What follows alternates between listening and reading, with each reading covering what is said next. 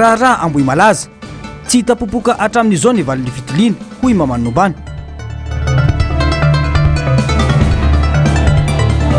Fanokafana ny fikoanam-pirenena aroso ny volana Mey izao.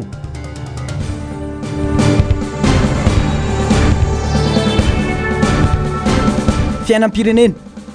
mila mandamina ny fomba famindra ny fanjakana fanavaozana hoy Montpellier Manarivo Prosper. Alakamisy 13 aprily taona 2024 manatitra ny aravato amin'ny kilasy tombovavy. Tonga soa indray ianao tanatin'izao fotoana ny fampahalalam-baovao izao ampanajana sy ampitiavana no anasako anao naraka ny antsipirim-baovao hatramin'ny farany. Mahakasika ny fiainam-pirenena vihatrany talatalasa teo no fantatra fa nisy nakatao an-trano ny tao Toliara ny kolonely Misotro Ronono Rabe Jules voalaza fa entina atao fanadihadiana tao aty Antananarivo ny tenany saingy tsy hita izay nitondra anazy. Miantsona sy ny mangarahara momba ity raharaha ity sy ny hanomezana vaovao ny fianakaviany no anivon'ny birao politika ny tiako i Madagasikara. Tsy fantatra amin'izao mantsy ny toerana hitazonana sy anaovana fanadihadiana azy. Germain Mejanary, Taiziniana. Tsy hita sady tsy fantatra hoe nentina aiza ny kolonely Rabe Jules hatramin'ny fotoana nakana azy tao an-trano tany Toliara dia ny filazana fa entina aty Antananarivo atao fanadihadiana ihany no fantatry ny fianakaviana sy ny birao politika ny antoko tiako i Madagasikara. Taorin'izay tsy nahazoam-baovao intsony ny momba ity kolonely Misotro Ronono sady pikatroka tima avy ao amin'ny faritany Toliara. Malona izany dia miantso fanomezam-baovao momba azy ny ho an'ny fianakaviana na ho an'ny birao politika tima ny sekretera jeneraly ny antoko tima. Maha sekretera jeneraly ny antoko tima zany no anaovana antsoavo ny anaovana ny mangarahara ny mahakasika ny mpikambana ao anivon'ny antoko tiako Madagasikara faritany Toliara kolonely Rabe Jules satria mitebiteby mafy ny fianakaviana raha araky ny angom-baovao tany amin'ny fianakaviana izay niantso dia ny hoe nisy nitondra izy ny alavany Toliara ho aty Antananarivo ary tsy fantatra hoe tena mpitandro filaminana ve no nitondra azy ary rehefa tonga aty dia tsy fantatra koa ny toerana mazava hoe aiza ny misy azy ary naniraka moa zay solitena ny mpiara-miasa mba nijery hoe aiza ho aiza ny misy azy toby aiza atao fanadihadiana ve dia tsy mahazo vaovao mazava mahakasika an'izay ka zay zany no anaovana antsoavo ny tompona andraikitra mba hameny fanampanazavana sy ny vaovao mahakasika an'izay mpikambana eo anivon'ny antoko tiako Madagasikara zay miandraikitra ny faritany Toliara zay ary indrindra mba hahafahan'ny fianakaviana mba manampy azy satria raha olona raha misy heloka nataony moa zany sanatriany vava na misy zavatra mahazo azy dia ny fianakaviana tsy maintsy eo akaikiny foana ary zay koa mpikambana eo anivon'ny antoko tiako Madagasikara dia manana didy zay mijery zay zavatra majoa ny mpikambana ka mba ilainay koa ny mahafantatra an'izay satria mba hahafahanay mijery hoe inona ny tokony atao. Tsy miditra amin'ny raharam-pitsarana ny antoko hoy ny sekretera jeneraly ny antoko tima azahoana mijery izay tokony atao sy hamantarana ny zava-misy marina no hitakina ny fanomezam-baovao satria pikatroka tima ny kolonely Rabe Jules hoy ny fanamafisana. Zay tsy miditra amina resaka raharam-pitsarana raha ohatra ka nisy ny antony fisamborana azy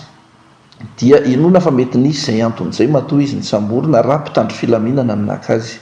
ka ho an'izay antony nisamborana azy zay mety anenjehana azy anazy manokana zay fa ny zavatra tediavinay mpikambana eto anivon'ny antoko tiako Madagasikara zay amafisy ny fangatahan'ny fianakaviany ny ahafantarana hoe ny toerana misy azy sy inona no zavatra miantra aminy amin'izao fotoana izao. Raha tsy ahivana araky ny fampitam-baovao avy amin'ny fianakaviana dia nisy nakatao an-trano ny maraina ny 20 aprily teo ity kolonely Misotro Ronono ity ary voalaza tamin'izany fa hoentina eto Antananarivo anaovana fanadihadiana saingy izao tsy nahazoan'ny fianakaviana vaovao izao ny toerana hitazonana sy anaovana fanadihadiana azy. Raha ny vaovao izao ariva izao dia fantatra fa tazonany amin'ny toby fiadanana ny kolonely Rabe Jules. Mbola tsy fantatra kosa nefa ny antony anaovana fanadihadiana sy tazonana azy raha ny vaovao voaray. Andrasana ny toy izay vaovao izay. Fa mifandraiky amin'izay indrindra ny CC sy tatoato ny fisamborana olom-pirenena loha-piampangana re matetika ny fikasana nongam-panjakana fanakorontanana firenena ary fifofona ny ainy mpitondra ambony. Lesoka efa hita teo aloha ny tsy fifampianoana sy ny tsy fisiany fifanankalozan-kevitra hoy Mopera Prospera Ratovimanarivo raha nanio hevitra mahakasika ny fisamborana ireo tanora mpikambana Gen Z manokana. Fitaovana tokony irisona amin'ny fifanankalozan-kevitra ny tsy fitovy-kevitra fa tsy fanagadrana hoy ny fanamafisana eo amin'ny fandraisam-peo ny Germaine Mezanary rindran-tsary ny Taiziniana. Na inona ambara dia fantatry ny rehetra tamin'ny alalan'ny tolona ny fisiany Gen Z eto amintsika. Tanora maro no mivondronao. Tsy midika akory fa mankatony zava-misy ny fahanginan'ireo tanora sasany, hoy Mopera Prospera Ratovimanarivo. Misy fikorontanana sy tahotra ao anatin'ny fitondram-panjakana, hoy ity mpanaraka raharam-pirenena, ka miteraka ireo tranga fisamborana tanora. Raha ny rivotra misy amin'izao hoy ihany ny fanazavana, dia tsy ahitana taratra fanonganam-panjakana fa faneho-kevitra sy alahelo-tseza fotsiny raha ny fanazavana. Ny any fijeriko an'ilay zava-misy dia ohatrany hoe ny any andapany miororo, any misy ny tahotra, any misy ny tsy filaminana, dia lasa le olona ty ivelany no lasa aiahiny. Ohatrany betraka loatra zany eo anatina fotoana foy hoe misy mitady hamono, misy mitady hanongana, fa tsika nge raha ny rivotra eto amin'ny firenena amin'izao fotoan'izao tsy mbola rivotra fanonganam-panjakana mihitsy. Ka zay no ataoko hoe zareo ao andapa angamba no mela mandamina an'izay le hoe inona marina ny tiany iainany eto anivon'ny firenena sy hitondrana ny firenena, satria raha hoe isy hanongana, isy mitady hamono dia le tenany fotsiny no hitany fa tsy le fiainam-pirenena. Ohatrany hoe efa tompo-pahefana zany angamba sy ny sisa, dia lasa toy zay andinika sy ara-miasa ny vahoaka dia miahiahany le vahoaka. Ataonao ahoana moa no hanovan'io vahoaka io sy ny firenena raha aiahinao fahavalonao daholo izay mandeha rehetra. Dia izay ny olana amin'ilay Gen Z zany amin'izao fotoan'izao, olona taky an'ilay fanovana, olona tolona teny an-kanja, ary ataoko hoe tsy nisy tonga teo nge na marina hoe nanana fitaovam-piadiana angamba ny kapisatra, fa raha tsy nanao an'ilay hetsika ny vahoaka sy ny tanora mety tsy nisy fanovana. Dia nefa amin'izao fotoan'izao ilay nanao ny hetsika mihitsy no lasa fahavalo, raisina ho fahavalo, dia enjehana sy ny sisa. Nefa n'izy milaza ny heviny hoe inona ny zavatra nitakiana, ahoana ny hahatongavantsika amin'ilay tena fanovana rafitra. Ilaina ireo ray aman-dreny eo anivon'ny FFKM amin'izao tranga misy eto amin'ny firenena izao, indrindra malona ny firosoana amin'ny fikonan-doam-pirenena. Ireo filoam-piangonana efatra ao anatin'ny FFKM ireo no apetraky ny malagasy ho ray aman-dreny ary ekeny rehetra teny raha mbola mita amin'ny fanjakana, ka tsy tokony ahilika mba ilaminan rehetra hoy ny fanamafisana. Raha izao zava-misy izao mantsy hoy ihany Mopera Prospera Ratovimanarivo dia anahirana no avin'ny Madagasikara satria mbola tsy tapitra akory ny rotaona, dia efa mifampiay ihany samy malagasy satria mitady iverina ny fifehezana irery ny fahefana fa tsy any malagasy tompo-tanindrazana. Mahakasika ny fiainam-pirenena izay siavinavinaina ho tanterana ny volana May ho avy izao, ny fikonan-doham-pirenena raha toa ka nokasaina atao amin'ny volana Jolay izany, hoy ny ministra misana ny fanavaozana androany. Nambarany fa avoaka tsy ho ela ny daty ofisialy hanatanterana izany, misy ihany koa ny teti-bola ilaina saingy mbola hodinina miaraka amin'ireo tompon'andraikitra isan-tsokajiny izany, hoy ny fanazavana. Ankoatra io, nampahafantarina tamin'ireo mpiara-monina antoka androany ny programa ny fanavaozana. Fanampanazavana. Vinavinaina roso ny volana May izao ny fanokafana ny fikonan-doham-pirenena raha toka ny volana Jolay no tokony hanatanterana izany, hoy ny ministra misana ny fanavaozana androany. Efa misy ny fandaminana samihafa hiatrana izany ary voaka tsy ho ela ny daty ofisialy. Efa misy ihany koa ny mari-bola ilaina saingy mbola iaraha mijery ny momba izany, hoy ny ministra. Voalaza tao zany fa hoe any volana Juillet no tena manokana concertation, kanefa noho ny ina moa zany etaetan'ny filohan'ny fanavaozana republika hoe aleo atomboka daholo zay afaka atomboka meloto zay tara anatrehany zavatra maro zay mitranga eto firenena dia ho alefa aloha tokoa le izy, dia eritreretinay alefa amin'ny volana ambony iny ny fanokafana. Efa misy ny mari-bola zany rehetrarehetra zany fa nitafiditra ao anatin'ny fanomanana daholo zany, nefa misy ny mari-bola fa ny mari-bola moa zany eto miaraka amintsika eto moa zany ny ministra fitantanam-bola tsy maintsy mbola iarahana mijery zany zavatra rehetrarehetra zany, fa ny azo lazaina fotsiny araka ny nambaran'ny prime ministre dia hoe isika ny gouvernementa no iantsoroka aloha fa tsy hoe miandry fanampiana dia hoe fanampiana nanaovantsika fionan-doha isika aloha no manao an'le izy dia izay fanampiana eo dia iraisitsika tanandroa ary isorana an'ireo partenaire. Nataoko manokana ny fikonan-doha ny tanora teny Ivato no izy ireo manan-danja eto amin'ny firenena saingy mbola izy kosa ny tena fikonan-doha andraisan'ireo hevitra rehetra no mafisy ny ministra fa nisy olo-tena ny FFKM tonga ny atrika izany teny an-toerana ary tokony any amin'izy ireo ny fanontaniana no miantefa ny amin'ny antony ahatonga avan'izy ireo maro na vitsy. Tao ny FFKM aloha zany tamin'iny concertation des jeunes reny nisy olo-tena moa zany tao ny FFKM moa zany tsara nytanina tsara fa izahay tsy amaly hoe ina ny antony na tsy antony hoe tonga be deaibe na tonga vitsivitsy fa mbola vo lancement ihany koa le iny zavatra iny fa tsy mbola hoe efa tena ao anatin'ny fikonan-doha tanteraka mbola vo lancement ny concertation des jeunes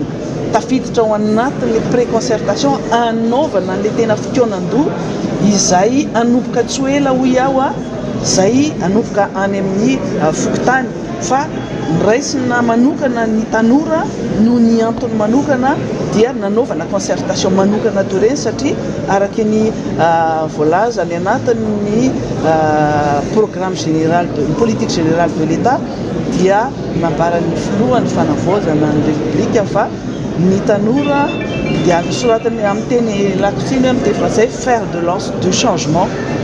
dia noho izay antony izay no nanaovana an'le concertation des jeunes aloha kanefa ihany koa isy efa nisy ihany koa ny fikonan-doha hafa ary efa mandeha koa sasany amin'izao fotoana zao fa ireo rehetrarehetra reny moa zany dia no atambatra daholo efa mandeha ny concertation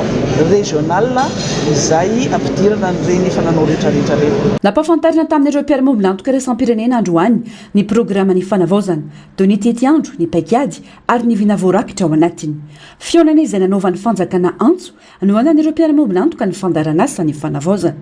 Iantsoroka ny fandaniana amin'ny fanatanterana ny programa nasa ny fitondram-panjakana saingy tsy azo ditsita ihany koa ny fahavononan'ireo mpiara-momby antoka amin'ny fanampiana sy tantsoroka. Andrindran'izany no nisy ny latabatra boribory teo amin'ny rotonta. Ny gouvernement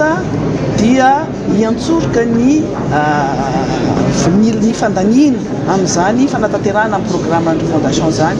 Anisan'izany ihany koa ny fanatanterahana ny concertation ihany koa kanefa isika dia tsy ny olona irery efa naneo ny finiavany te hanampy ny Madagasikara ireo partenaire ireo na amin'ny lafiny expertise zany amin'ny lafiny logistique zany na amin'ny lafiny arabola dia zay antony zay noho ny nanaovana an'le latabatra boribory mba hitana hoe inona ny ataony ny fitondram-panjakana dia inona ihany koa ny azony zareo atao ihany koa mba tsy hoe zavatra anankiray daholo no ataony zareo amin'ny sehatra anankiray fotsiny dia fifandaminana zany hoe misy efa manao ity zavatra ity efa misy manao ty fanampiana ty efa misy manao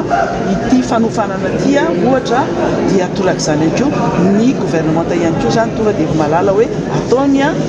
rehefa misy zavatra ho ataony dia tsy ataony gouvernement intsony zany fa zareo ny andraikitra anazy ao anatin'ny l'esprit de partenariat. Manana vina mifototra amin'ny fametrana repoblika vaovao miorina amin'ny fanjakana taon-dalàna sy ny fifidianana madio ny fitondram-panjakana ankehitriny. Anisan'ireo Paikady entina anatraran'izany fankakevitra isam-baratonga miaingana amin'ny fokotany mandalo amin'ny commune sy ny district faritra ary eo amin'ny sehatra nasionaly amin'ny alalan'ny fikonan-doha. Tanjona ny amerina ny fitokisan'ny vahoaka ny mpitondra sy ny androm-panjakana iantohana ny fitoniana maritra raha ny fanazavana. Mizany eo amin'izay vaovao izay sehatra iombonana anarenana ny firenena mandinika ny lasa mandamina ny ankehitriny ary manomana ny ho avy no tanjona sy antom-pisiany ny fikonan-doha am-pirenena. Tsy ho tanteraka anefa izany raha tsy mandray anjara sy maneho hevitra ny rehetra satria izy ireo no tena tompon'ny firenena hoy ny solombavam-bahoaka Ramilson Nomenjanary mila mitsotra ny rehetra manoloana ireo olana mianjady amin'ny firenena sy ny vahaolana roso amin'izany ho kosa ny mpanao politika Paul Jabary. Fanadjejina. Zava-dehibe ny fahavononan'ny fanjakana amin'ny alalan'ny ministeran'ny fanavaozana iroso tsy ho ela amin'ny fanatanterana ny fikonan-doha-pirenena. Tena ilain'ny firenentsika ny firosona amin'izany mba ametrahana ho avy mamiratra ho an'ny taranaka faramandimby hoy ny mpanao politika Paul Jabary. Fotoana izao anapahana hevitra sy ifanankalozan-kevitra amin'ny ho avin'ny firenena ao anatin'ny tsy faniliana ny hevitry ny vahoaka malagasy hoy ny fanazavana. zao ny fotoana ahafahantsika malagasy mifampiresaka dia ahoana ny ahafahana mahatonga amin'izay dia mifampiresana sokafana ny varavara tsy tokony anilkikarinjariza ny concertation fa rehefa malagasy dia tokony afaka mandray anjara amin'ny concertation iny misy méthodologie tokony atao ao anatiny dia ny fienonana ny hevitra rehetra ny fanangonana ny hevitra rehetra dia ny fandrafonana ny hevitra rehetra. Kiondalana goavana azahoana manorina firenena vanina ka tsy tokony asiana kajy politika sy fikatsana tombotsoa manokana ny fikonan-doha-pirenena hoy kosa ny solombavam-bahoaka Ramilson no Menjanahary. Raha tsy vita amin'ny fikonan-doha io ny paika tena anarenana ny firenena dia toy ny zava-nisy teo aloha ihany no iseho, tsy afaka krizy Madagasikara ary janona ompitazana ny raharam-pireneny hatrany ny vahoaka lazaina fa any ambany ravikazo hoy ny fanamafisana. Ny fotoana roa taona fotsiny embolana ny lasa raha jerevana zany mbola misy 20 volana zany ao anatin'izay ahoana ary ny resaka fanavozana satria miandry an'izany ny vahoaka hoe zao fanavozana zao ny tsy maintsy farany amin'ny fifidianany ka raha vao tsy voaomana tsara zany zay raha vao tsy voapetraka tsara hoe tena inona ny firenena mapetrakantsika eto tsy ho ndalana krangeza be zany ataontsika fanavozana raha ohatra tena vonintsika aloha ary zay le teneniko hoe mila ny toe-tsaina aloha vonina fa raha ohatra ifanentsika foana eto za tsy miteny eto tsy tokony anjihana zay manakorotana ary tsy tokony zay rehetra nangalatra dia tokony mila fahaizina satria zay ny olana eto hoe mieritreritra fa rehefa misy fikorotana amin'ny firenena dia vadika madio izy avy eo fa mila tsaraina aloha mila alefa mila vérité dia mila procès dia zay aloha ny tena zavatra misy hoe andao aloha jerevana marina dia mila tsaraina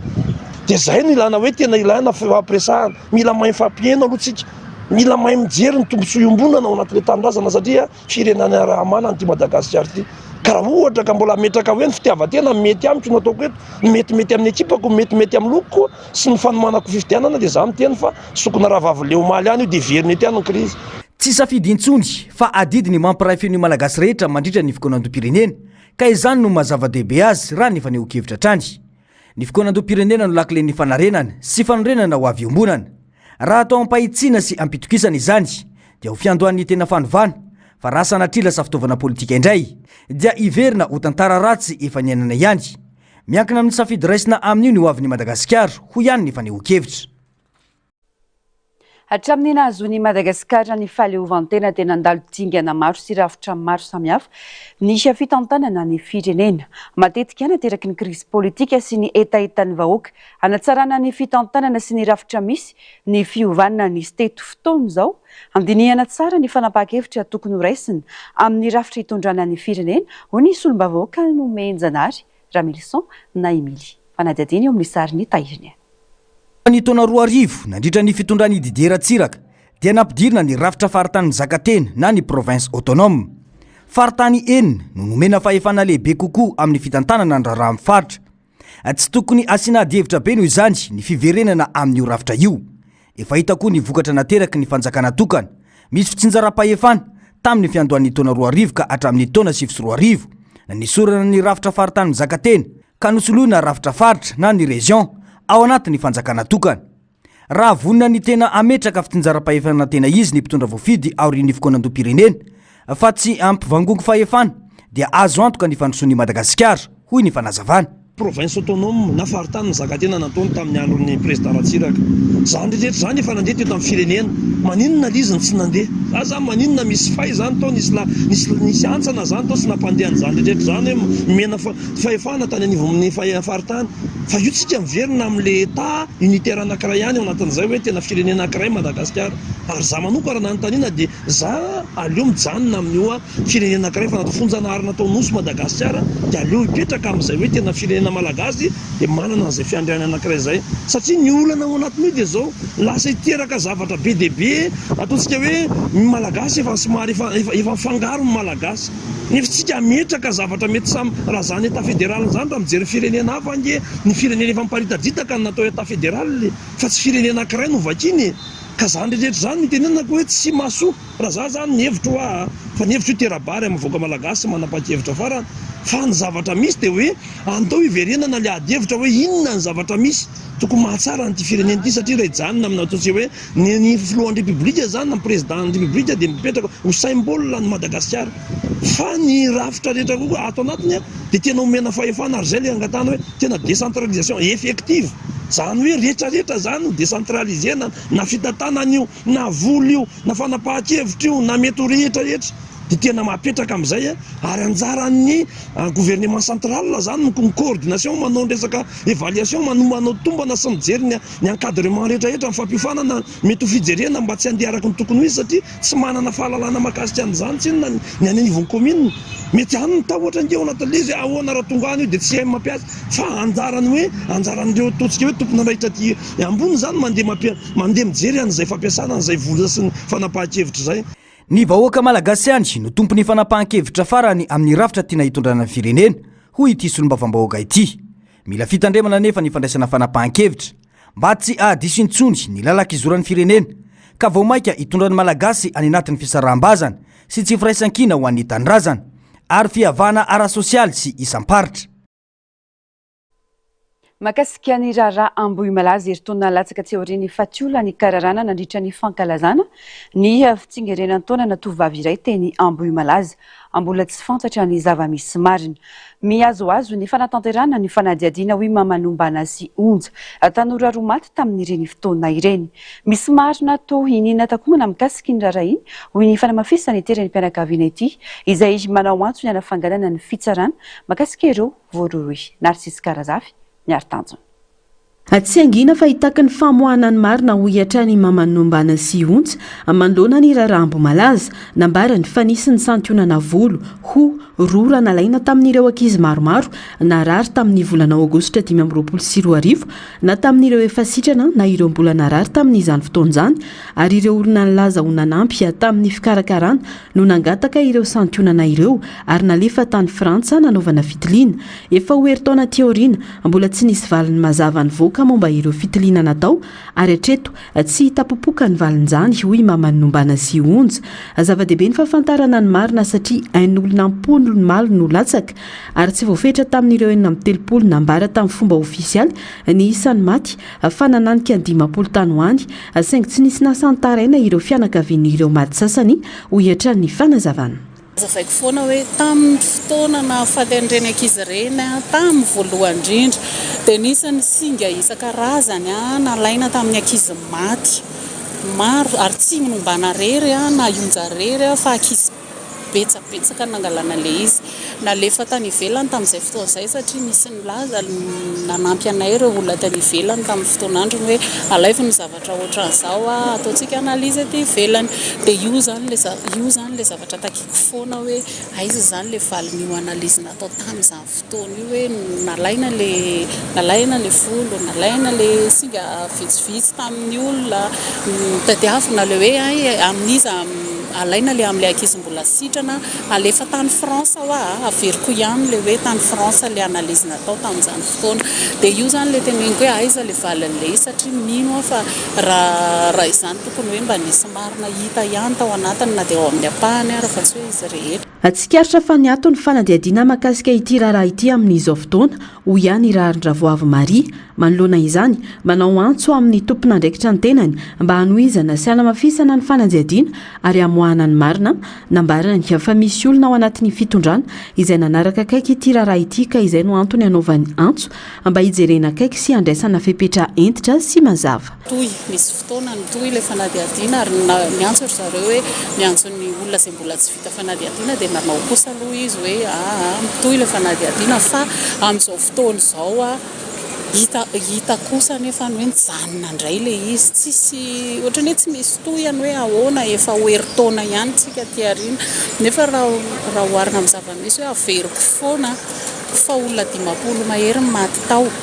mbola tsindriko tsara tena mifaritra Ambomirary tena mbola be dia be ny olona maty teny an-tanàna teny tsy tafiditra tao anatin'ny isan'le hoe 930 maty dia betsaka zany ka amiko raha ohatra hoe olona be dia be ohatra izany maty ve dia tokony hoe tsy hisy fanadiadiana tena entitra hoe inona le antony nahafaty an'ilay olona dia izay angamba ny tena mahatonga na manao antsoantso foana hoe mba jereo za koa raha miteny hoe avoay le izy tsy mitena hoe androany fa kosa nefa le izy hita ihany hoe mijanona sy tsisy toy antsony dia izay zany le antsoantso. na eo aza ny fahanginana sy ny fahatarana amin'ny valim-panadiadiana sy ny fiakarana fitsarana dia mbola mitazona fanantenana trany mamanombana sy onja fa ivoaka ihany ny marina mahakasika ity raharaha na faty olona ampolony maro ity raha ny fantatra moa dia nisy tamin'ireo tanora mbola marary no nalefan'ny Rosia na noho ny fitsaboana azy nisy koa no nalefan'ny Inde no didina andrasana ny hotoy ny raharaha. Lafim-baovao hafa tanteraka kosa indray tsy azo ekena ny fanaovana sorona ny zon'ireo vahoaka manohitra ny tetika Sava Ramadà izay nimba ireo rena voajanahary nentim-paharazana ary ny fiandrianam-pirenena mba malina ny filan'ny mpitondra Amerikana ho ny fanambarana nataon'ny Kradoy taorian'ny vaovao nivoaka mahakasika ny diniky ny Praiministra Malagasy sy ny sekretera-panjakana lefitra Amerikana nandritra ny fihaonany tany Washington momba ny tetika Sava Ramadà. Hatramin'ny andraisan'ny filohan'ny fanavaozana ny fitondrana maro ireo dingana setsika nanoherana io tetikasy io nanomboka ny volana Desambra lasa teo hatramin'ny 17 Aprily raha ny fampatsiahivana nataon'ny Kradoy. Manamarina ny siosion-dresaka milaza fa manaiky ny fanatanterana ny tetika Sava Ramadà ny filohan'ny fanavaozana satria tsy sa manohitra ny paikan'ny fitondrana Amerikana ampiatra fanjanahana ary ekonomika na eto Madagasikara na ny amin'ny firenena hafa izay manana ireo mineraly stratejika ilainy toy ny any Ukraine sy ny Republika Demokratika ny Congo. Raha toka marina tokoa fa nanaiky ny anohizana ny tetika Sabastoliary na Ramadà ny PRRM dia finiavana anitsakitsaka ny fitakian'ireo vahoaka voakasiky ny fitrandrahana ho fananjan'ireo izao fototra ananany amin'ny tanindrazany ny fotom-pivelomany ny fahasalamany ary ny tontolo sy ny roivoary ananany ihany koa hoy ny Kradoy. Manamafy ny firaisan-kinany amin'ny fokononina voakasiky ny tetika Sava Ramadà ny Kradoy ary tsy anaiky hatramin'ny farany ny fitrandrahana fasimainty sy monazy tao amin'ny fokotany misy azy ary vonina hitaky ny zony andany fanaovana io tetikasy io izay andravany fivelomany sy ny tontolo iainan'ireo taranaka any aoriana.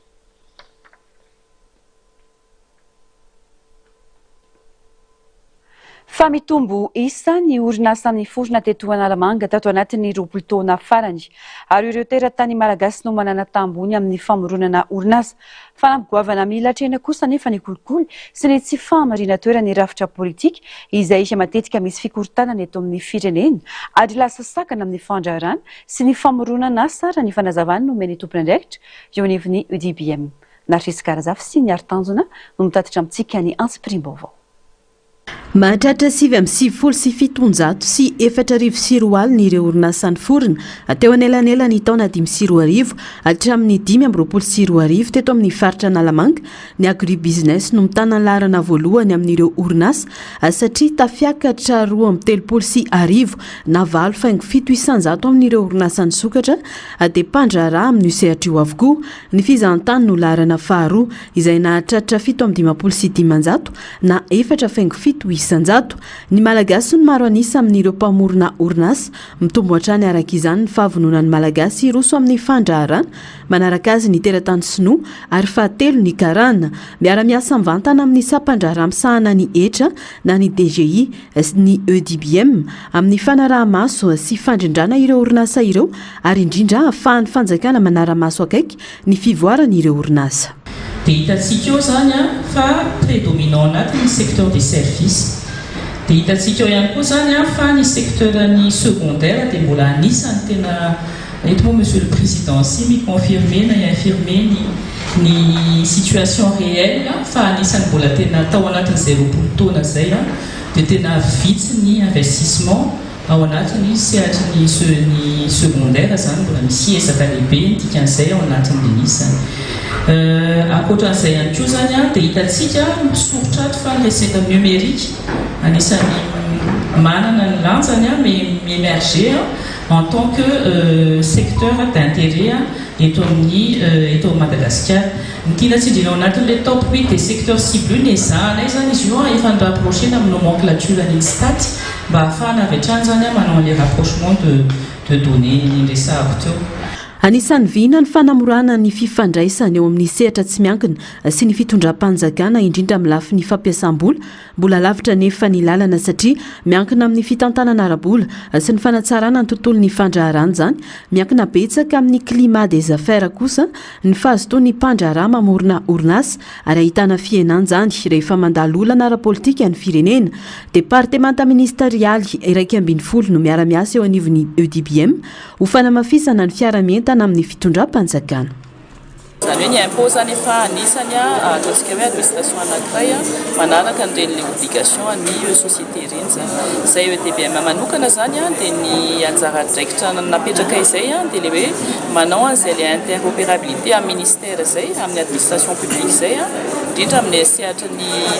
ataontsika hoe cycle de vie entreprise ny resaka modification ny resaka radiation dia iny zany ny anisany ahitanay rehefa interopérable amin'ny système zay dia hitanay avy ny situation à jour de chaque société zay ny mahatsara le digitalisation zay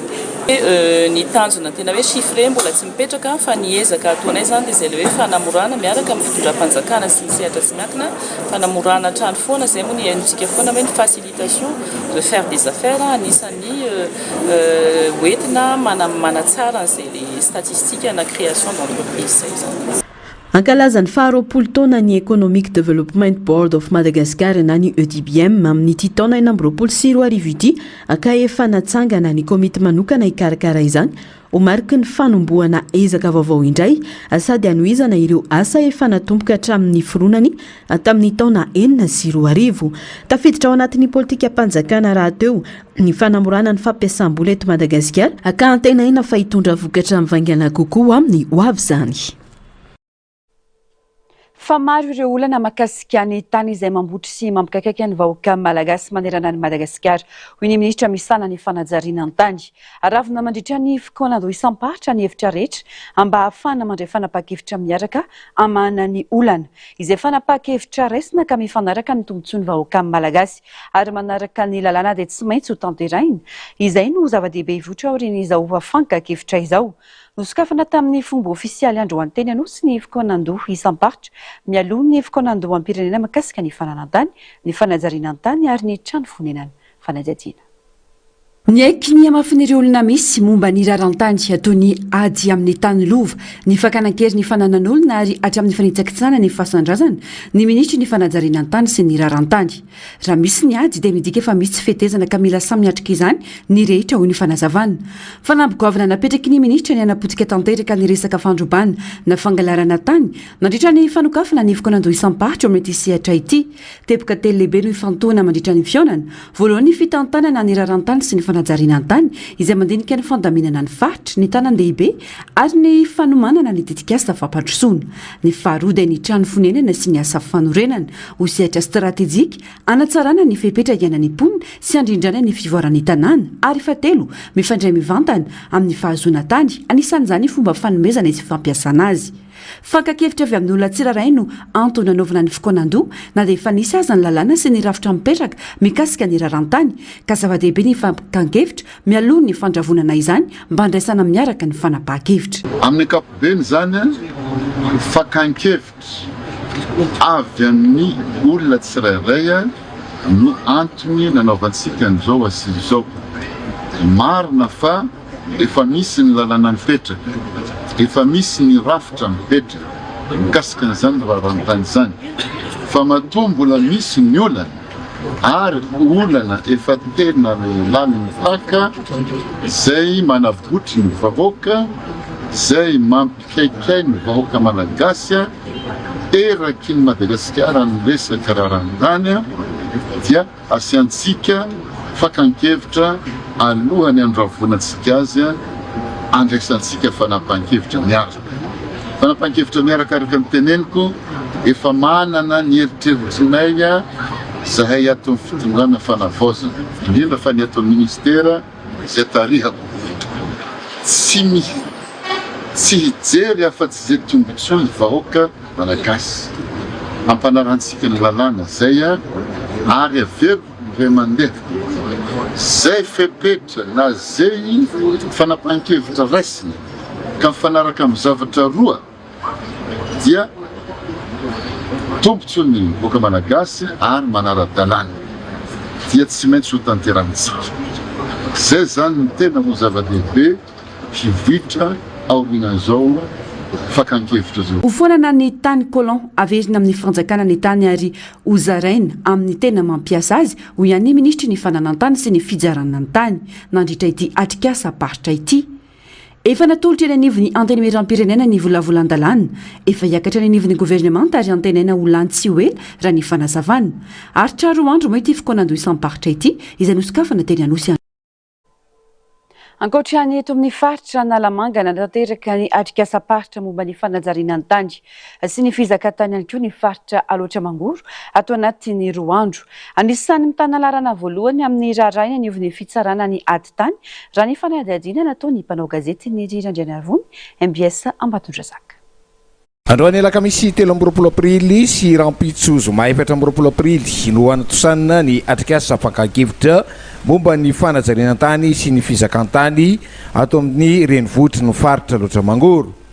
Ny votra tamin'izany fa misy ny lalàna mahakasika ny fanana-tany saingy mazana ny fampiarana azy no tsy ampy na matetika ahitana fitavozavozana. Voaresaka manokana ny zava-misy ao amin'ny faritra misy ny orinasa Fahalamanga izay fa misy toerana fiveloman'ny mponina kanefa noho ny naoty izay fa ela no isiny dia manjary miteraka fifanolanana eo anivon'ny vahoaka sy ny orinasa. Araka ny fanazavana teo misy périmètre ngeza be 200 000 hectares zany ngeza be efa tamin'ny 1974 eo arrêté an'zareo io dia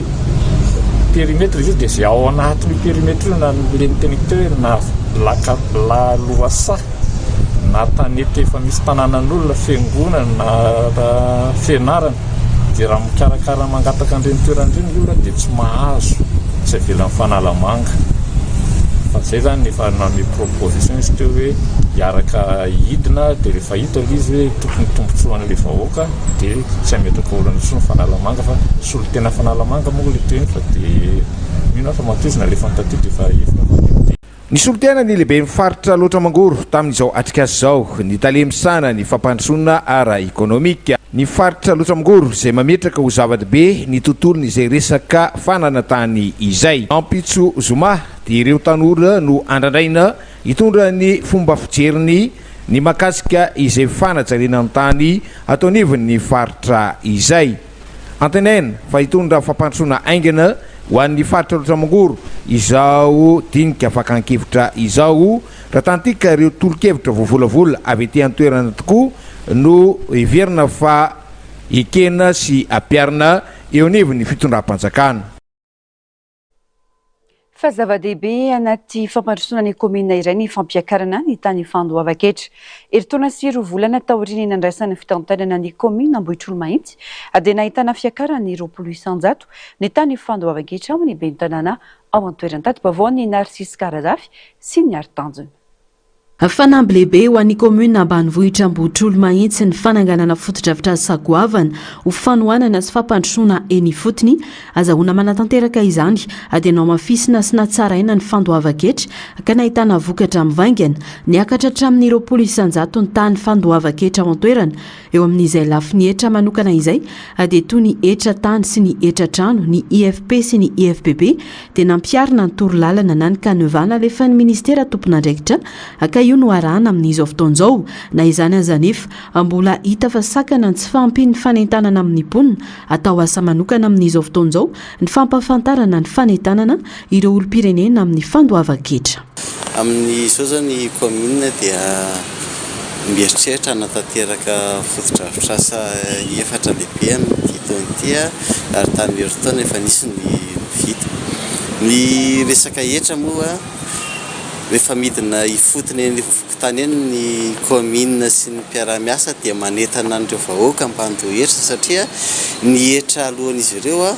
anisan'ny anamboarana foto-drafitrasa na natsarana foto-drafitrasa eny anivon'ny vokotany tsirairay avy eny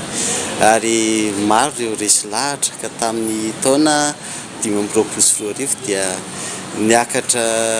teo amin'ny 20% teo ny tany Fandoavaketra teto anivon'ny komina Ambohitrolo-Mahitsy. Zavatra misy moa dia tsy ampy ny fanentanana ary efa nataonay misy mandresy lahatra an'ireo vahoaka ireo etra alohanareo reo ane no anamboarana sy anatsarana ny foto-drafitrasa ety anivon'ny komina dia maro aloha ireo resy lahatra ary vonona ny andoha amin'izany. Atanjo ny komuna ny ampiakatra trano ny tany Fandoavaketra ho antoka ahafahana manatanteraka ireo tetikasa sy foto-drafitrasa ilain'ny vahoaka eny fotony. Lafim-baovao hafa manorina ny ho avy ao anaty fandriampahalemana hoy ny lohahevitra namarina ny Andro Maneran-tany ho amin'ny fahalalan'ny asa fanaovan-gazety amin'ny taona 2024 ity. Any mpanao gazety ny Andro fa miay kosa ny ministera ho ny sekretera jeneral ny ministera ny serasera sy ny kolotsaina. Etsika maro no entina manamarika ny daty ny 3 Mey amin'ny taona ity ary atomboka ny 17 Aprily ho avy izao izany raha ny fanazavana nomeny CTOJM. Narcisse Karazafy ny artanjony. Asinga fototra iray amin'ny fananganana fiarahamonina maharitra sy azahoana mama olana anatin'ny firenena demokratika ny fahalalahany asa fanaovan-gazety maro ny zavan-tseho teto amin'ny firenena tato ato ka fotoana izao ampatsiahivana ny vahoaka ny lanjan'ny asan'ny mpanao gazety sy ny fankasitrahana ny mpanao gazety hoy ny sekretera jeneraly ministera ny serasera sy ny kolotsaina Rasolofo Arjona Miary no tsindriny fa ny mpanao gazety ny fankalazana ny 3 Mey fa tantsorika no entin'ny ministera sy ireo mpiara-miombonantoka isantsokajiny amin'ny fankalazana ny Andro Maneran-tany ho an'ny fahalalahana maneho hevitra. Misy fahalalahana fa misy fitsipika ifampifehezana ka isika samy sehatra ihany no mifampifehaka izay indrindra no mahatonga hoe isika mpanao gazety amin'ny alalan'ny CTOJM amin'izao fotoana izao no miara-mikarakara dia eo ihany koa ireo fikambana ny mpanao gazety maro samihafa eo ireo mpiara-miombonantoka toy ny UNESCO. Dia ny zavatra faharoa hoe ny zavatra anankiray tena nanampiana ny ministera ao anatin'ity fanamariana ny andro ny fahatelo volana Mey ity dia satria izy tsy mijanona ny fahatelo ihany fa hoe fotoana ihany koa izao misy zavatra maromaro milalovan'ny firenena dia misy tokony fankasitrahana tokotra ho an'ny mpanao gazety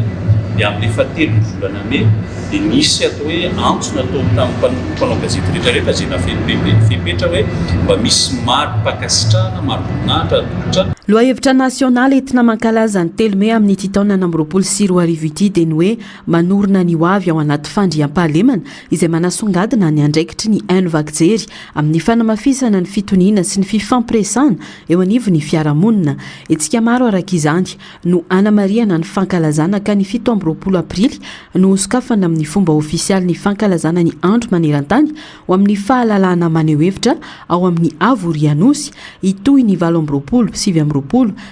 Aprily ny 2 Mey sy ny 3 Mey ary ny 9 Jona zany raha ny fanazavana. Ady hevitra latabatra boribory ao ihany koa misy azo mahakasika ny misikina lakolosy mahakasika ny fifandraisan'ny mpanao gazety sy ny fitandromana ny fandriam-pahalemana izay tena hevi-lehibe tena zava-dehibe indrindra ihany koa. Eo ihany koa ilay ataontsika hoe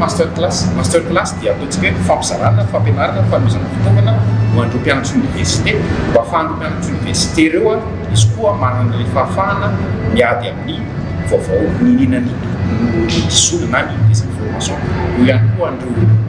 mpianatra ny collège izay miaraka amin'ny association des femmes journalistes de Madagascar sy ny UNICEF ny NECAS dia miaraka amin'ny mention Kobo izay anisan'ny ataontsika mamokatra mpanao gazety ihany koa. Tanjona ny anamafy ny fahalalana sy ny fahaiza-manao ny mpanao gazety ary ampafantatra bebe kokoa ny vahoaka ny lanjan'ny vaovao marina sy azo itokisana ho iatra ny CTOJM noho izany hisy ny famelabelarana arahana ady hevitra fiofanana mitety faritra ho an'ny mpanao gazety miasa amin'ireo orinasa gazety amin'ny lalam-pirenena fahafito eo ihany koa ny fifananana ho an'ireo mpanao gazety sy mpianatra amin'ny sehatry ny asa fanaovan-gazety ao anatin'ireo andro anamariana ny fahalalahany asa fanaovan-gazety ireo. Teboka anisan'ny ngezabe ao anatin'izay ihany koa dia misy an'ilay fifananana izay teneniko dia izao mahakasika ny famokarana production journalistique na lantsoratra gazety na eny anivon'ny ataontsika hoe eny anabaka na radio na télé izay fifananana izay dia manodidina ny lohahevitra rangezabe lohahevitry ny fandriam-pahalemana na ny paix. Ireo production ireo dia nanomboka tamin'ny izay production antsika izay anasana antsika izay nanomboka tamin'ny volana Aprily tamin'ny 2024 ka hatramin'ny volana Jona. Amin'ny volana Jona zany tsika izany hoe mbola itoy zany ny fankalazana dia ny marimarina koa amin'izay fotoana izay ihany koa manko ny intermédia itoy amin'izay zany fankalazana tsika nyity andro fahatsiarovana ny fahalalahany asa fanaovan-gazety ihany koa. Maro ireo mpiara-miombonantoka manohana ny hetsika isan'izany ministera ny serasera sy ny kolotsaina izay mpia ara-panjakana ireo fikambanana sy tetikasa iraisam-pirenena toy ny UNESCO, ny UNICEF, ny Internews ary ny Transparency International Initiative Madagascar. Ny telome kosa no ivo ankalazana maneran-tany ny fahalalahany asa fanaovana gazety anamarika ny hetsika amin'ny titanty ny firaisankina sy ny fanolorana maro-boninahitra ho an'ireo mpanao gazety efa nahavita ny sehatra nandritra ny folo taona ny mihoatra raha ny fanazavana trano. Vaovao ny kolontsaina manoloana ireo fanampy sedra ny mpanoratra malagasy manomboka amin'ny tsy fampinitra ny fanotana ka hatramin'ny fahasarotana ny fivarotana boky dia mitohy hatrany ny ezaka ampiroboroboana ny literatiora eto an-toerana. Ho fanohanana izany sehatra izany manatanteraka hetsika ny ministera ny serasera sy ny kolontsaina amin'ny alalan'ny tsena be ny boky izay tanterana etsy amin'ny tranombokim-pirenena Anosy nanomboka androany hatramin'ny sabotsy 5 aprily. Hetsika izay misokatra ho an'ny rehetra ary anangonana ary anangona mpanoratra, mpanota ary mpanokatra boky maro. Narcisse Karazafy, ny Artanjona. Fanamby maro no atrehan'ny mpanoratra malagasy satria maro amin'ireo mpanoratra no voatery mampivady asa mba ahafahany manohy ny asa famoronana sy famoahana boky araka ny nambaran'ny filohan'ny Avatsa UPM na dia mitombo aza ny tany fanotana boky dia mbola olana lehibe ny tsy fampiny trano fanotana ka mahatonga ireo mpanoratra ifanampy sy ifanohana amin'ny famoahana ny sanganasany. Mihamaro koa ireo mpianatra no liana amin'ny famakiana boky sy manantona fikambanana mpanoratra mbola lesoka goavana ny tsy fahampiny asa soratra malagasy ao anatin'ny fandaharam-pianarana ka manakana ny fivelaran'ny literatiora sy ny fahafantarana ireo tanora azy bebe kokoa. Io moa le olana setray mpanoratra dia izay nahatonga nay ny teny hoe ary teniko tamin'ny lahateny natao teo hoe voatery le mpanoratra manao asa hafa. Tiako tenena hoe ny asa mpanoratra dia manoratra izay ihany kanefa voatery izy manjaitra amin'ny bokiny, voatery izy manambatra amin'ny bokiny amin'ny lakôly, voatery izy manao izay ahatsara amin'ny bokiny. Tsy mpanoratra rehetra nefa mahay an'izay fa misy zany ao anatina fikambanana lasa voatery ny asa dia nianatra ihany koa nanatevina dia mamoaka boky tsy mena amita amin'ny boky ataoko hoe boky misy any ampitan-dranomasina sy ny sisa na ny kalitaon'ny taratasy na ny foniny na ny soratra sy ny sisa. Tsy ampy na tsy misy mihitsy ireo edisiona miara-miasa amin'ny mpanoratra vokany miembotra ireo mpanoratra moka boky noho ny tahotra ny tsy alafo lasa sakana amin'ny asa fanoratana izany satria ireo fianakaviana na ireo namana akaiky ihany no mividy boky vitsy anisa atotan'izy ireo. Tsy misy mividy le asa soratra vitsy zany liana amin'ny asa soratra malagasy literatiora ny ao arinan'izay ny mpanoratra ihany koa matahotra hoe ho lafo sa tsy ho lafo le zavatra dia lasa mionona amin'ny auto édition zareo mamoaka boky mety hoe 10 isa dia 10 isa dia mionona amin'izay zay ara mety hoe namanamana na fianakaviana mandray le boky 20 dia tapitra eo fa tsy lasa lavitra ny mpanoratra malagasy amin'izao. Amin'ny lafiny iray lasa sakana le izy satria ianao raha mpanoratra tokony hoe ho fantatra izao tontolo izao fa tsy hoe eto Antananarivo ihany ianao no fantatra na farafaratsy manerana Madagasikara fotsiny mahafantatra anao dia ny ataon'ny mpanoratra sisa ankoatran'ireo tehirizina izay tsy tafavoaka mihitsy dia raha misy ny fandraisana fifaninanana nasionaly eto Madagasikara dia ireny no ahafahana mampahafantatra ny teny fa raha amin'ny alalan'ny tenany fotsiny dia tsy mety. Diso ny filazana fa kamo sy tsy tia mamaky boky ny tanora sy ny ankizy amin'izao fotoan'izao ireo ray aman-dreny anefa no tsy misy samy vidy na mampiditra ny zanany eny amin'ny trano famakiam-boky noho ny antony samihafa. Mila ezaka avy amin'ny ray aman-dreny araka izany ny famporisiana ireo ankizy sy tanora mamaky boky araka ny fanazavana nomeny tompona andraikitry ny trano fanotana boky iray. Misy lafiny marina izay zavatra izay fa ny zavatra faharotana mila tadidiana matoa ny olona reny tsy mamaky boky tsy omentsika fahafahana mamaky boky reny olona reny tsy fantatra aiza amin'ny biblioteka tsy fantatra aiza ny afaka manjifa boky maro be ny ray aman-dreny matahotra mitsofoka anatina atao hoe librairie anankiray dia izay rehetrarehetra zany mbola marisika ny olona le izy tena be dia be ny ankizy hitanay ny ova tao aorianany hoe fandalovanay ohatra nahita boky voalohany vita malagasy mifanaraka amin'ny zavatra hitany isan'andro dia mamaky boky izy le izy fotsiny tsy tonga ny apela-tany satria tsika ny tsy manao an'izay ahatongavan'le izy eny apela-tanany. manampy be amin'ny fidirana ho mpikambana amin'ny trano famakiam-boky any an-tsekoly na manantona trano famakiam-boky nasionaly sy munisipaly ho ity tanora iray izay nilaza fa mazoto sy tia mamaky boky misy amin'ireo boky no tsy hita eny amin'ny trano fivarotam-boky ka izay no maharisika azy miditra mpikambana amin'ireo trano famakiana boky. Salo miditra membre ao ampianaranay dia ao ihany amin'ny makaboky na rehefa tsy hitako ao ampianaranay dia maka atao amin'ny biblioteka nationale ie mora le izy rehefa atao fa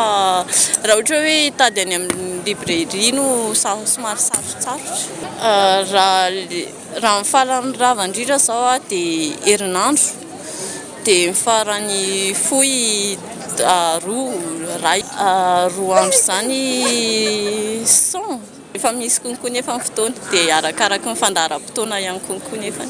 Politika efa napetraka sy mbola tohizana ny fampiroboroboana ny boky voalohany amin'izany ny fanamorana ny fahafahan'ny malagasy manjifa ny boky efa nisy ny fandaharana asan'ny ministera ny serasera sy ny kolotsaina anatrarana izany amin'ny alalan'ny hetsika andao hamaky boky ka izany no antony nanaovana ny tsena be ny boky manomboka androany ka hatramin'ny sabotsy 20 aprily ho avy izao etsy amin'ny tranomboky pirenena Anosy maimaim-poana ny hetsika ary ahitana mpamokatra, mpanoratra ary mpanota boky. Makasika ny toetry ny andro kosa indray hiatombanana aizy ny fiakaran'ny ranomasina ny morontsiraka atsimo sy atsimo andrefa ny Madagasikara manomboka androany alakamisy 13 aprily alina hatramin'ny sabotsy 15 aprily 20 atoandro vokatry ny alondrano avy any atsimo andrefa na raha ny fampitambavaon'ny meteo mety hatratra 3 hatramin'ny 4 metatra ny avy ny onjara ny vinavina ainaraka izany fasarotany fifamoivoizana ny farindrena sy ny loza mety hitranginy an-dranomasina ary ny fikorotana ny asa fiarina andavanandro nazo fampitandremana amin'ny loko mena manomboka eo Morombe ka hatrany Taolagnaro manentana ny mponina sy ireo mpisehatra an-dranomasina ny tompona andraikitra mba hanaraka ny toromarika hisorona ny loza mety hitranga. Maresaka avy any ivelany naneho ny ayain'ny filoha Volodymyr Zelensky manoloana ny fiatsiana sy ny fihetsika ataon'ny Belarosia amin'ny fananganan'ireo toby 4 ifehezan'ireo drone sy ny fanetsihan'ireo miaramila 10 mihetsy ao Belarosia ny filoha Belarosiana Alexandre no nanao ny fanambarana momba ireo hetsika ireo fanampanazavana.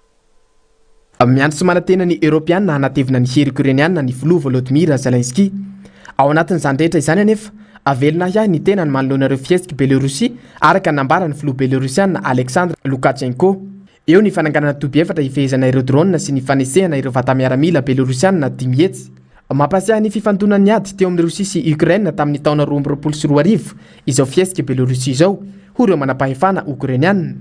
miantso ireo mpiara-nompon'atika Europeana sy ireo firenena hafa mpiaradia aminy mba hihesika ny filoha Ukrainiana Volodymyr Zelensky manoloana izao fiatsiana ataon'ny Belarosia izao.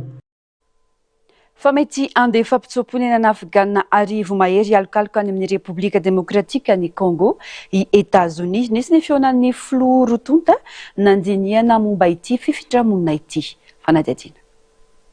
Miteraka ady hevitra amin'ny sehatra iraisam-pirenena ny fifampirarahana eo amin'ny Etats-Unis sy ny Republika Demokratika ny Congo momba ny famindrana mpitsoponenana hatramin'ny alan'ny tafika Amerikana tao Afghanistan taoriany ny fiverenan'ny Taliban teo amin'ny fitondrana ny taona 2024 anarivon'ireo Afghan niara-niasa tamin'ny Etats-Unis ka voaterina findratoerana vonjomaika vokatry ny toezavatra sarotra ny any an'izy ireo. Maro tamin'ireo no efa nafindra tany Qatar niandry ny fahazahon-dalana hiditra any Etats-Unis. Nisedra fahatarana sy sakana maro anefa ny fisotro izany fahazahon-dalana izany ka maro amin'ireo Afghan ireo no nitaitaina mafy tamin'ny hoaviny. Manoloana izany nitady vaholana ty Afrika i Washington nanaovany fifampirarahana mba handraisana ireo mpitsoponenana ireo RDC izay nanaiky ny fifanarahana ara-diplomatika. Na izany aza maro no mametra-panontaniana amin'ny krizy ara-pivoarana sy ara-toekarena iainan'ny RDC kanefa handray mpitsoponenana mila tohana sy fiarovana. Ho an'ireo fikambanana mpiaro-ny zon'olombelona manokana dia toa fialana andraikitra ataon'ny Etats-Unis amin'ireo Afghan niara-niasa taminy nandritra ny ady izao fihetsika ny Amerikana izao ary sarotra ho azy ireo ny handefa fanampiana sy hiaro an'ireo Afghan ireo. Firenena sy azo antoka mahakasika ny fiarovana ny zon'olombelona hatreto i RDC ho ny fikambanana tsy miakina. Ireo voalavo analiny aljaina fatratra ny Inde sy ny ranomandry goavana mahavariana ny Argentine ireo indray no afakely entina aminao amin'ity anio ity araoary. Voalavo analiny no hajaina fatratra any Inde noho ny fiverana azy ireo ho masina. Roa alina mahery ireo voalavo ireo amin'ity tempoly ity voakarakara tsara noho voalavo satria everina ho manan-danja ara-pinoana fa hanana izy ireo omena fanatitra isan-karazany tsy azo atao ny mikiraro rehefa miditra amin'ity tempolo feny voalavo ity mifamatotra amin'ny tantarany Karinimata ireo voalavo ireo vehivavy no everina ho masy ny Karinimata nanana hery ara-panahy lehibe ary no everindreo mpino fa fisehon'ilay Andriamanitra Dorka tetỳ an-tany izay niaina tamin'ny taon 1720 raha ny finoana dia voalaza fa nifindra amin'ireo voalavo ireo ny fanahin'ny Karinimata sy ny fianakaviany ary ireo mpino azy raha ny tantara ihany koa nisy zazalahy iray maty tao amin'ny fianakavian'ny Karinimata nitalaho tamin'ny ama na ilay Andriamanitra ny fahafatesana izy mba hanamelohana ilay zaza nisy arak'izany ny fifanarahana hoe rehefa maty ny fianakavian'ny Karinimata sy ireo mpino azy dia tsy makany amin'ny fanjakan'ny fahafatesana avy hatrany fa mivady dia ho voalavo amin'ny tempolo io aloha teraka ho olombelona indray avy eo rehefa maty ilay voalavo heverina fa mitondra vitana sara ny fahitana voalavo fotsy izay tena vitsy ao an-toerana heverindreo mpino masy fa Karinimata sy ny fianakaviany mivantana mihitsy izany